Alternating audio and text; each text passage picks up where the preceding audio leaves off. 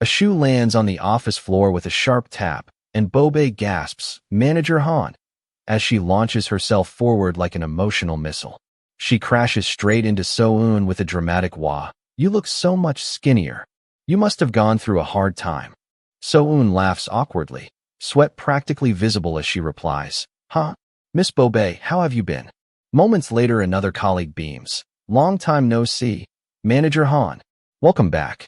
So-eun greets, "Manager Jang Eun-pyo." "Hello," while a cheerful co-worker beside him teases, "Manager Han, you didn't forget about me, did you?"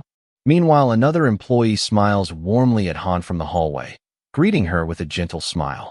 Her co-workers greet her one after another, but in hindsight, everyone has been practically vibrating with curiosity. We've been really curious about what ended up happening between her and CEO Kim Tae-jun.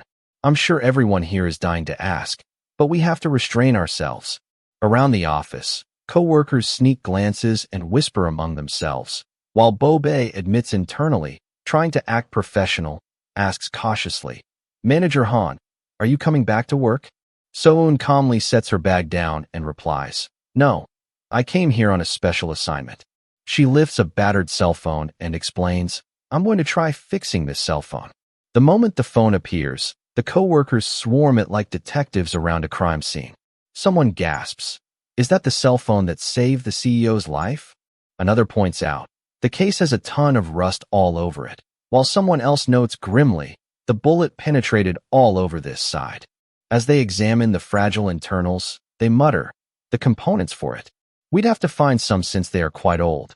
So-eun watches the chaos quietly, reflecting that it hasn't been long since she started working as part of this team. Yet somehow everything in her life has changed dramatically. A team leader approaches and says, "Manager Han, we prepared a place for you to work. It's the same spot you always used to use. Is that all right? If you need anything, please let anyone on our team know." The news is streaming. Bobe is watching it from her phone.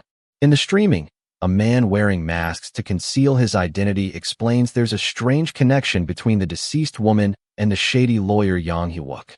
The woman supposedly had a relationship with Kim Tae-jun, the son of a powerful family. Images flash of the people involved. Kim Tae-jun labeled as the woman's current partner and Yang Hee-wook as her ex. It is revealed the woman's identity was confirmed as Yang Hee-wook's former lover. It explains that Hee-wook had been bullied by Kim Tae-jun to the point he nearly lost his law license, and together they allegedly plotted the office bombing. Tae-jun's great-uncle stands sternly at a podium while the report continues. In order to achieve their goals, the conspirators tried to lure Kim Sang-deok, the current president of the conference services. The implication hangs heavy.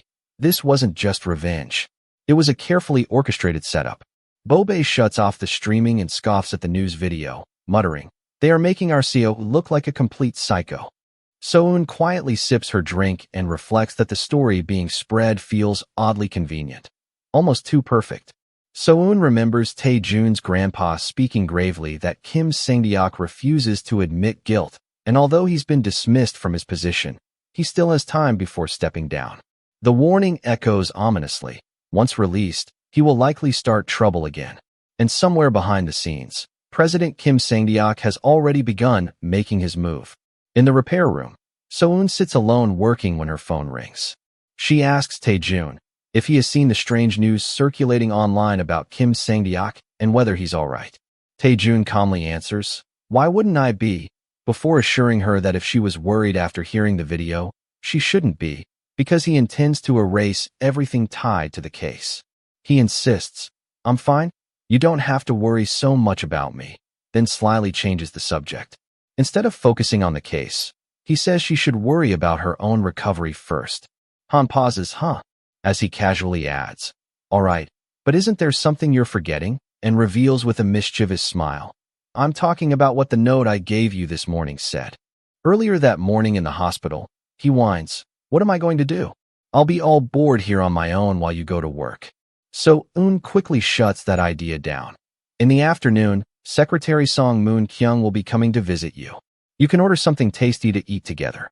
If I finish work too late, I might not come back until tomorrow. I'll try to get the cell phone fixed as soon as possible. Tae-jun holds up the paper she had written down and teases, "You really have a lot of wishes." Miss Han So-eun. She stares at him in disbelief, thinking, when did he get that newspaper all the way over there? As she panics internally, he calmly suggests they should settle the most important issue first. Even if it's hard for us to plan a wedding. So let's go register our marriage as soon as you get discharged from the hospital. Also, about the other things on the back of the page. So-eun blushes, flusters, and panics. No, wait. It's not like I'm desperate to do it right now. Tae-jun chuckles, then explains shly. I felt a little flustered reading this since I didn't expect you'd be this hasty about it. Because of that, I had to add some conditions. Then slips a small note onto her hands. You have to do it while you're at work. You can't do it anywhere else. She stares at the small note that reads, call me and tell me that you love me. Now in the repair room, her brain short-circuits. She mutters, do you really want me to do that right when things are getting so complicated? He replies, if you don't want to, you don't have to, but if you don't, then don't call me ever again. Her face burns bright red as she timidly whispers into the phone. I love you, he asks. What are you mumbling? I can't hear you. Flustering her even more. Finally, with the courage of a soldier charging into battle, she blurts into the phone at full volume. I love you. Okay. At that exact moment, Jang Eun-pyo strolls casually. So-eun turns mid-call and freezes, cheeks blazing crimson as she stammers. Ah. Meanwhile, he looks equally startled, awkwardly responding. Trying to salvage the situation, he explains quickly. I came to bring you some components similar to the model you're repairing. So-eun, still mortified, blurts, no. I was just, while flailing in panic. He gently tells her he should head home now, but asks her to call him if anything happens, while Bobae cheerfully reminds her to call if she needs help. Left alone at her desk, So-eun collapses into embarrassed misery, scribbling furiously while groaning to herself. This guy? I'll make him feel bad for this. Her finger angrily taps the phone's FaceTime button like she's declaring war. The video call connects immediately, revealing his smug, handsome face filling the screen as he asks with amused curiosity. Huh? Then he grins and teases. Why? Miss me all of a sudden? So-eun exhales slowly, regaining her composure, and answers coolly. I wanted to show you how annoyed I was for what you did. He asks while acting pitifully with tearing, pleading eyes. You're going to stay up late repairing the cell phone. Are you really going to leave your sick boyfriend all on his own all night? She stated, I won't be staying overnight. Everyone helped me a lot. How are things going over there? He explains that Secretary Song Moon-kyung already visited and that they even ate together. She asks, did you spend all day deleting anything about my name from the internet? He answers casually, that's not something I do. I'd pay to hire a professional to do it. From his hospital bed, he listens carefully to her remarks. We're just like Kim Dang-suk and the broadcast he did. He asks, you think we're the same? Kim Sang-deok is deliberately playing the blame game, so the public will slip up and make mistakes. I think we should turn that around on him. We should talk about it openly to the public. About my story, what happened 20 years ago, the company, and everything else. Will you be okay with that? She says softly. Appa, I have you on my side. You are the most handsome man in the world, aren't you, Appa? The people should definitely get behind you to support you just because of it, Appa. There's no one better at making a presentation and putting on a good show than you, Appa. Tae-jun jolts with a startle as he blushes and sputters awkwardly. Well, that's true. Right, for sure. Blushing with quiet confidence, she says warmly. I think I'll manage things well as long as I have you by my side. On the other end of the call, the man's composure completely disintegrates. He hides his burning red face behind his hand as pink hearts practically explode around him. All right. The next morning arrives over the city skyline as the narration reflects that fixing what's broken isn't easy, especially when it involves things from the past that cannot be undone. To repair something, you must first look at the broken parts.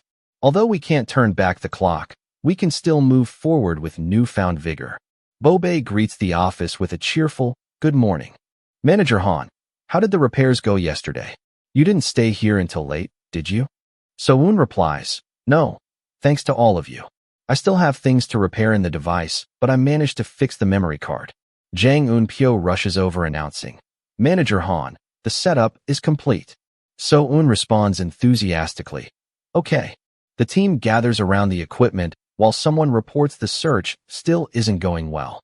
Another colleague notices something unusual on the memory card and suggests there may actually be a video file.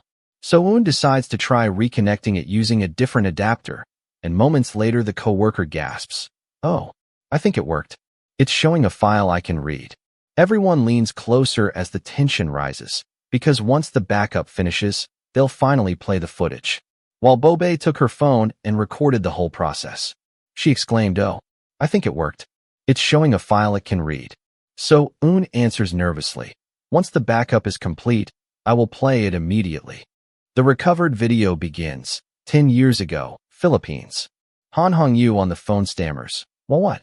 Officer Bong Siab said that the accident was caused because I took sleeping pills? But didn't the results say that there weren't any traces of anything like that in my body?" The caller answers, You mean the blood test? I managed to get some interesting information while he was drunk." Apparently Bong Siab tried reporting the suspicious test results to his superiors, but no one took action, even though employees from K Electronics appeared in front of him and stopped him. Even if you really have nothing to do with this, there's not much you can do. Everything in the case points to you having the fault. You are in a very unfortunate situation. The situation was so strange that I decided to look more into the case by myself. It turns out that Kim Sang-deok sent someone to target Suk-woo everywhere he went. He has been doing everything in his power to get him killed. Doesn't it give you goosebumps just to hear how far he's willing to go with this? Anyways, he failed many times. That day, they managed to pull you into it. Han Hong-yu shouts, "The evidence? What about the evidence? What about my test results?" The caller explains, he claimed that aside from the test results, everything else including the recording pointed to you. So there's nothing that could link to Kim Sang-deok anyways. It looks like Officer Bong Siab decided to cover things up for Kim Sang-deok in exchange for his favor. It seems during their first encounter, Kim Sang-deok first convinced him by giving him a large amount of money for his son's scholarship. Han Hong-yu asked the caller to repeat everything again from the beginning, to which the caller gladly obliged. The team listens while recording at the same time. Her thoughts drift to her father. She realizes her father must have known the truth all along, that he had done nothing wrong. Yet despite knowing he was innocent, he couldn't return to Korea and had no one he could ask for help. But with this information, she hopes things can finally get resolved properly. Inside the car, she asks the driver, "Did I make you wait too long, Mr. Driver? Could we stop by one place before going to the hospital? I want to meet with a friend of my father, but I have to contact him first." The driver replies, "Mr. Kim Tae-jun asked me to bring you to the hospital right away." Then the shocking news drops. Kim Sang-deok has been released. So-eun bursts into the hospital room dramatically, flinging the door open and shouting, "I'm here. Did anything happen?" She's clearly ready for disaster, but the only sound is a quiet click as Tae-jun calmly closes his laptop. He looks up with a relaxed smile and greets her casually. "Oh, welcome." So-eun freezes mid-panic, eyes wide with a stunned as the realization hits that maybe, just maybe, she rushed in for nothing. He greets her with a mischievous smile and casually explains, "I was told I could take a bath before getting the needle changed." Then he drops the bombshell. "It's already time for me to take a bath." So-eun freezes mid-step with a stunned "huh?" as the implications slowly begin creeping into her brain. She stares at him suspiciously while her mind spirals. He wants to take a bath all of a sudden? Didn't he tell the driver to take me right to the hospital because Kim Sang-deok was released? Her eyes widen dramatically as she internally panics. Wait, don't tell me that, and finally lands on the wild conclusion. It's some kind of secret code? Her imagination completely runs off the rails. It could be that Kim Sang-deok installed a listening device in the hospital, so he might want to have a secret talk in the bathroom. That's actually a great idea. This is a problem. I'm not confident in my acting skills. Tae-jun looks at her lovingly, wondering, what is she thinking? Suddenly, she snaps to attention and declares with forced enthusiasm, "Of course. It's time you take a bath. First, let's take your clothes off." She grabs his hospital gown in a burst of frantic determination, muttering to herself, "I have to make it look natural." In seconds, she yanks the fabric down, only to freeze when she realizes she has just stripped him half naked. He blinks in confusion and calmly thinks, "Did anything happen today?" Steam fills the bathroom as the shower runs. She asks, "All right, We should be able to talk here. What did you want to tell me in secret? Confused, he asks, huh? Talk in secret. So, Un explains. I heard that Kim Sang-deok has been released. He could have installed a listening device here. Isn't that why you want to meet here? Finally, he sighs and says gently, I think you've been watching too many movies. Then he casually grabs her hand and pulls her closer. Han gasps, eyes wide, barely managing a shocked what? As he leans in, he cups her face with a teasing smile and murmurs, Our genre isn't spy fiction, it's romance, isn't it? So-eun's brain momentarily disconnects as she stares at him in complete disbelief. She stammers, trying to regain logic. What? But then she glances downward at their soaked feet and the undeniable situation. Her thoughts spiral again. But if that's the case, it wasn't a secret code. Realization hits her like a truck. Now fully drenched under the shower with him, Han internally screams in mortified clarity. I just stripped a man with my own hands and got into the bathroom with him. Meanwhile, he holds her close, their silhouettes pressed together under the falling water. He admits softly against her shoulder, I've been holding back a lot. Flustered, she protests weakly, No, we shouldn't do this. You're still. But he interrupts with a low murmur next to her earlobe. I meant I held back a lot that I wanted to take a bath. He laughs quietly at her frantic imagination. Haha, what were you thinking? While she cries embarrassingly, It's your fault. As water runs down, he rubs his hand on her bare waist and asks, Does this feel uncomfortable? You got all drenched. So-eun swallows hard, trying to compose herself, and replies awkwardly, No. Now I understand the situation, but your hand, it's a little. Under the running shower, he cuts her off gently, murmuring, Don't worry about my hand. He leans close, resting against her shoulder as water streams down both of them, and adds softly, You should focus on washing me. Her cheeks burn as she admits breathlessly, I was so worried. I came here running thinking that there was a dangerous situation. Tears well in her eyes from relief as the thought sinks in, but the only one dangerous was him. The scene fades out to the rainy city skyline. Meanwhile, heavy rain pours over the streets as a car glides through the night. The news comes through. The previous president of K-Electronic, Kim Sang-deok, was arrested on the 19th of this month under the charges of murder. How have things progressed since the warrant and seizure were issues?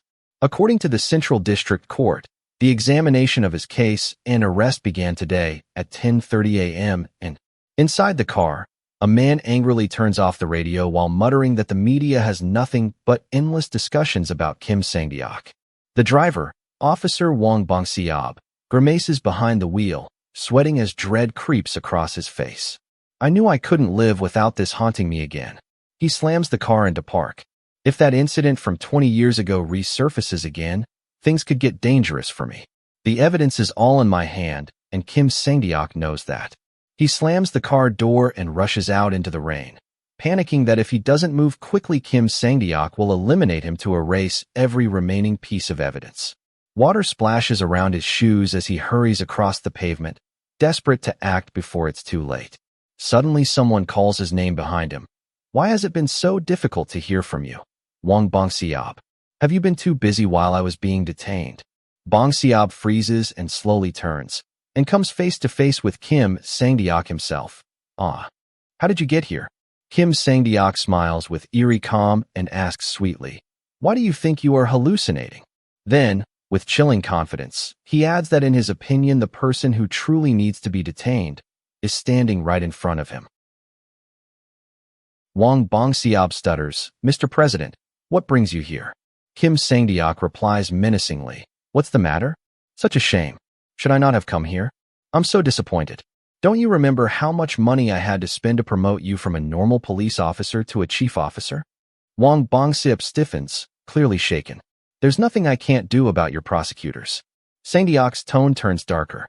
He reminds, Chief Wang, do you know what will happen to you if I get arrested? You should return the favor properly to the hand that fed you in the past. After all, weren't you the one who tempered with the blood test results of Han Hongyu? Find any means to arrest Kim Tae-jun. And if you manage to arrest Kim Jae-pil as well, even better. Otherwise, you'll be the first one to be out of this game. Back inside his home, Wang Bong-seok staggers through the hallway trembling, sweat pouring down his face. His phone buzzes repeatedly with family messages, mundane chatter about groceries and dinner plans, but he can barely focus. Panic spirals in his head as he mutters to himself, "How did it come to this?" He rushes to his office, overwhelmed by the realization that everything he worked for could disappear. Desperation floods his thoughts. Was it not enough for him to get rid of Kim Suk-woo, Han Hang-yu, and Yang Hee-wook that he now also wants to get rid of his right-hand man after so many years? He can't do this. How dare he do this to me? I have to get rid of all the evidence so I can continue living in peace. Determined to survive, he grabs a green box filled with documents and declares he's had enough of Kim Sang-deok's manipulation. If he can secure all the evidence, maybe he can finally escape this nightmare. Just then, a voice behind him calls sweetly, "Honey." He freezes. A well-dressed woman steps into the room smiling politely and says she brought some guests, 3 silent police officers standing behind her. The officers stare him down as she explains calmly, "These are some of your junior colleagues, aren't they?" One officer steps forward and announces, "We came on police duty, Mr. Wang Bongsiab." Clutching the box of evidence to his chest, Wang trembles helplessly as the officers deliver the verdict. He is under arrest for accepting bribery and destroying evidence. The scene shifts to a bright winter morning. Before we knew it, early winter had arrived. It's been rather chilly since the start of the week. Next week, it is expected that temperature will get even colder, but yes, let's move on to more relevant subjects. President Kim Sang-deok was arrested in November under the charge of the murder of a man, aside from attempting to kill the heir of the K Group by hiring hitmans. After that, he was released under provision, but he was arrested soon after once again. The police charged him for bribery breach upon his conditional release terms. In addition to his previous murder charges, he's currently under custody by the prosecutors. At the hospital, a woman in heels approaches the bed where someone lies recovering. Her voice breaks the quiet as she asks, "Do you remember Kang Hana? She used to be Yang Hee-wook's girlfriend. However, I doubt you remember her." Hyun-jin stands beside Kim Mal-hee's hospital bed and says coolly, "If I were in your condition, I wouldn't be able to remember either." Kim Mal-hee calls out, "Hee-jin. Hee-wook." Kim Mal-hee looks confused as she stares at the image of a boy and girl hugging happily. Hyun-jin thoughts, "To genuinely love your children, even you know exactly what that feels like." Hyun-jin watches the old woman with a complicated expression, then scoffs, "How ridiculous." She glances around the luxurious hospital room and remarks dryly, "Ah, this place is quite nice. Kim Tae-jun must be spending some good money on this for you. I was wondering why would he spend so much on having you in a nice place like this and for you to be getting such nice treatment? I really can't understand, but I think I see it now. We have to hope you have a long life." Then she slides the curtain open. The bright sunlight burns the old woman. Hyun-jin delivers the cruel verdict. "No, you must live for much longer. Because after losing everything you scumbags took, this is the only good thing that will be left for you. Live a long life. So while you live in such a nice place, you feel the pain of losing your family every day." Outside on a cold street, Hyun-jin walks alone with his scarf wrapped tight. She murmurs, "I'm sorry, Hana. I wasn't going to let them have anything good left, but I can't do that. The acts of a very good man took the guts out of me." Her phone vibrates with a message from So-eun asking if everything went safely and reminding her about the press conference. She smiles warmly at the screen and replies, "You can do it. I'll be on your side no matter what," smiley face. At another, So-eun remarks, "So cold, it looks like it's going to snow." Inside the room, So-eun fusses over Tae-jun's shirt while he calmly says, "I wonder if many journalists will assist." So-eun replies, "Everything will be fine. Now, put the other arm in." Tae-jun states, "I can wear it by myself. You're being overprotective." So-eun pouts stubbornly while fastening his shirt. "Well, who's the one that scheduled a press conference as soon as he got discharged from the hospital? You can't let your guard down just because you're recovered." He watches her quietly for a moment, the mood softening, before admitting that when he had to use a wheelchair, the world suddenly looked very different to him. "I was so used to looking at everyone from above. 9 out of 10 people that I met in my life were usually smaller than me. I was able to understand what it felt having to look up at others. It felt a little lonely." She adjusts his tie and replies, "Now that you escaped being confined to a wheelchair for life, you'll likely forget about it in no time." He stammers, flustered, calling it embarrassing to hear out loud. Moments later, cheerful voices interrupted the moment. "Hello, you two. Good morning." Followed by the couple's greeting, "Hello, Mr. Driver." The driver asks if they should head straight to the press conference venue. With calm determination, Tae-jun replies, "Yes, Mr. Driver. Thank you." The car pulls into the busy city streets, carrying them toward the moment everyone has been waiting for. Inside the car, So-eun sits quietly beside him, her hands clasped nervously. Tae-jun asks with a bright smile, "So-eun, after the press conference, shall we go register our marriage?" Sunlight filters through the car window as So-eun feels shocks but quickly calms herself. Her lips curl into a soft smile agreeing to his marriage. The tension eases from her face, and her eyes shine with quiet confidence as they continue driving toward the press conference and whatever comes next. At K Electronics headquarters Grand Auditorium, camera shutters explode in rapid flashes as reporters crowd the room. Standing at the podium, Kim Tae-jun greets them calmly. "Hello. Thank you to all the reporters who came despite the cold weather. My name is Kim Tae-jun. I worked here as the CEO of the central headquarters of K Electronic Services, better known to some as the grandson of the chairman of K Group, Kim Jae-pil. The reason we have called upon this press conference today is because of a long-standing criminal issue that has been unresolved at the mobile division of K Electronic Services. We will reveal the direct truth about the death of President Kim Suk-woo 20 years ago. The first subject I would like to address is..." In the audience, Han So-eun and Secretary Song Moon-kyung watch the conference as Tae-jun continues speaking. He explains the reason for the conference: to expose a decades-long criminal structure hidden behind the model division of K Electronic Services. The plan is to finally reveal what truly happened to his father. A presentation slide appears showing ownership stakes. It is noted that former President Kim Sang-deok holds the largest share. "Now, I will explain the truth behind the death of my father, the former president of K Electronics." Tae-jun calmly begins recounting the past. "My parents died in a car accident 20 years ago. At the time, the accident was declared to have been caused because of the driver being drowsy while on his job. However, it has been discovered recently that someone gave sleeping pills to the driver before the accident. Before revealing this evidence, it will first be necessary to discuss the events of the accident and the hypothesis where I got involved." On the screen behind Tae-jun appears the crash scene, and the silent question hangs heavily in the room. So-eun's trembling eye fills with emotions as word escapes her lips. "Father, will this allow you to finally rest in peace?" "No, it's not like my father ever asked me to resolve his past grievances. The only thing he wanted was for me to end up hating him. I will never forget my father's hard work, trying to tell me the truth until his last moments. I'll remember you without any resentment, Dad. Do not worry about me. Please rest in peace. I think I'll finally be able to keep on living a happy life." Tae-jun concludes smoothly. "That's all for the presentation.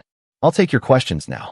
A reporter immediately raises a hand and asks, "About the article that came out about 2 weeks ago. Is it true that he mentioned Lady H is the daughter of Han Hongyu?" Tae-jun nods calmly and confirms, "Her name is Han So-eun." Another question follows quickly. "Understood. Will you be able to answer more questions in regards to Ms. Han So-eun? Is it true that you, Mr. Kim Tae-jun, and Ms. Han So-eun are in a relationship?" Tae-jun's eyes sparkle as his gaze lands on her in the audience.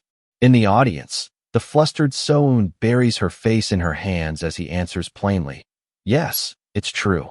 Mortified, she thinks, "It's more embarrassing than I anticipated. I even prepared for it, but still." A reporter presses further. "I have another question. It is known that Ms. Han So-eun donated part of organs to the mother of her ex-partner. What is your take on this incident, Mr. Kim Tae-jun? Do you consider it a wise choice on her part?" The room buzzes loudly as everyone leans in to hear the response. Unfazed, Tae-jun counters smoothly. "In that case, let me ask the opposite question first.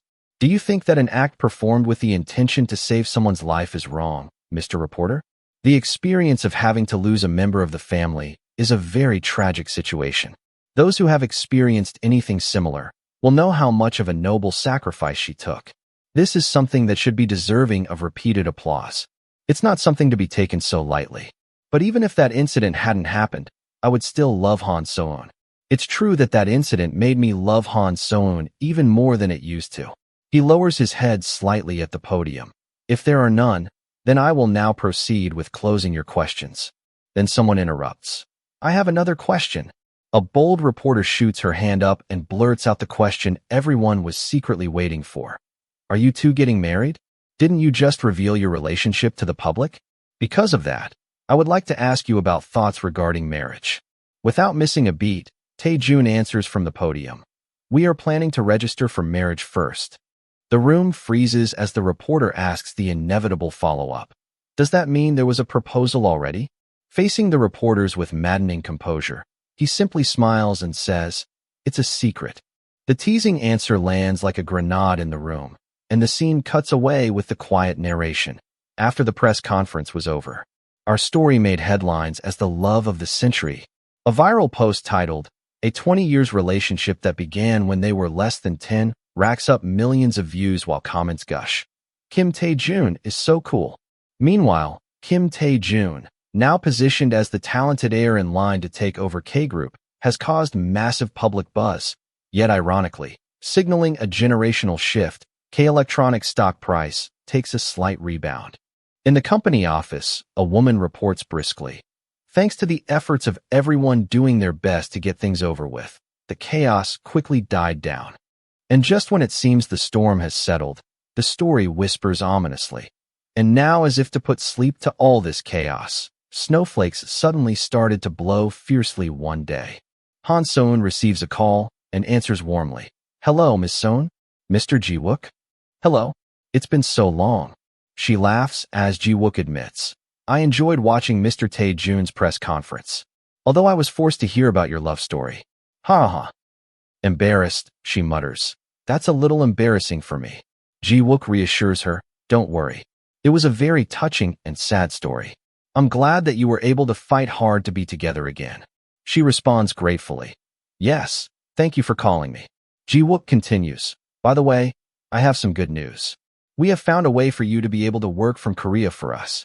Startled, she blurts out, really? The explanation follows. Our tramway is working on a project with a Korean company. It will require for us to dispatch someone there to represent us. Her eyes widen in disbelief as Ji-wook adds that the only condition is occasional travel between Korea and the United States. Her feet bounce with excitement, tap tap, and she erupts into quiet celebration. Throwing her arms up in imaginary victory poses, she beams. Hooray! I'll be able to work. Let's get started. I'm like a robot. She is rejoicing quietly. Mid-celebration, she suddenly freezes and gasps as her elbows suddenly bump the vase jar. Ah, that's the new jar that Aunt Seok-hwa bought. She steadied the jar in place as Ji-wook wraps up the call. That's all that I can tell you via call at the moment. For the rest, I will organize the proposal afterwards and send it to you by email. She agrees enthusiastically, and she sighs in relief. That was a close call. Ji-wook ends the call. Well then, I'll get in contact with you later. But her attention snaps back to the jar as she hesitates. Huh? Inside the jar fills with candies, Nestle a box. That's, a voice suddenly speaks from behind her. You just found it? She jolts, turning to see him standing there. Carefully, she picks up the small box, her hands trembling. Without a word, he steps closer and gently takes the box from her hands. Click. Opening it slowly, he reveals the diamond ring inside. Then he takes her hand and slides the ring onto her finger with quiet precision. As he lowers his head with a faint, teasing smile, he warns her softly. Living by the bucket list you made will be rather demanding. Are you prepared for it? Unable to answer with words, she throws herself into his arms, hugging him tightly. As snow falls beyond the window, he reflects quietly. Back when I collapsed, I had a brief dream about a memory of 20 years ago. After my parents died, I thought I had to become a proper adult, and the adults were saying that I was growing up earlier. However, even when I grew up like that, I ended up crying like a child in front of you. Thank you for making me remember that side of me that I had forgotten so long ago. They pull back just enough to meet each other's eyes, their faces inches apart. The moment stretches with breathless tension before they finally lean in and kiss, slow and tender, as if sealing everything they have endured together. The phone glow updating the marriage proposal has been processed. In my life full of loneliness, at last, a family that treasures me has appeared, to me who always has been desperate to be loved. There is someone I can receive from and give back the love we deserve. Laughing breathlessly, Kaya, he twirls her around effortlessly. She reflects, after a truly long adventure, we have managed to find what is most precious to us and put an end to the treasure hunt. The final moment glows with warmth as they hold each other, smiling with unrestrained happiness. But for our album, it will just be one page of many more yet to pass. The story of So-eun and Tae-jun has come to an end. Thanks to our viewers and subscribers who stayed with us through this arduous long 2 years. May we all find our So-eun and Tae-jun if we haven't already.